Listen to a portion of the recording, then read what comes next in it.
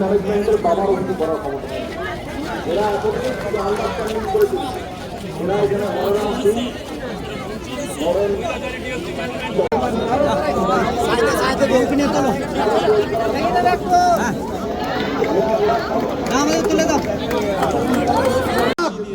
এবং সারা ভারতবর্ষের মানচিত্রে দুর্গাপুর একটা অবিস্মরণীয় শহর। তাই দুর্গাপুরকে ক্ষুণ্ণ করবেন না।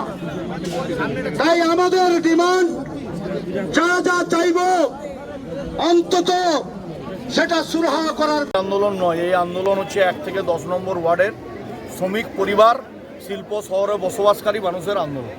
আমরা এখানে বলেছি একটা ইউনিফর্ম শিডিউল করতে, এসওপি করতে, যেখানে যারা এই শিল্পের জন্য শ্রমিকের জন্য শ্রম দিয়েছেন তাদের কোয়ার্টার তাদেরকে হস্তান্তর করতে হবে, তারা রেনোভেশনের অধিকার পাবে এবং এইখানে বসবাসকারী বস্তি এলাকার মানুষ তাদেরকে এনওসি দিতে হবে।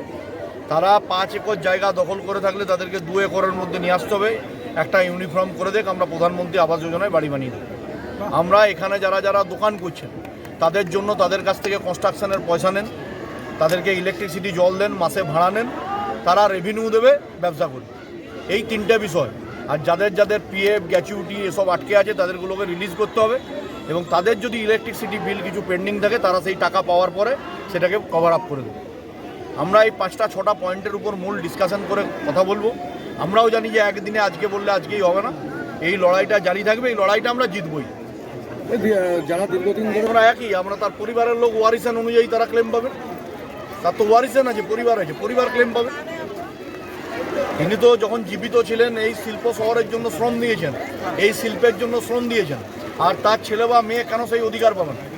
তিনি লিগ্যাল ইয়ার হিসাবে ওয়ারিসান ডিমান্ড করে ক্লেম করবেন, সেই ক্লেমকে আমরা অর্গানাইজ হিসাবে এখান থেকে অ্যাপ্রুভাল দেব।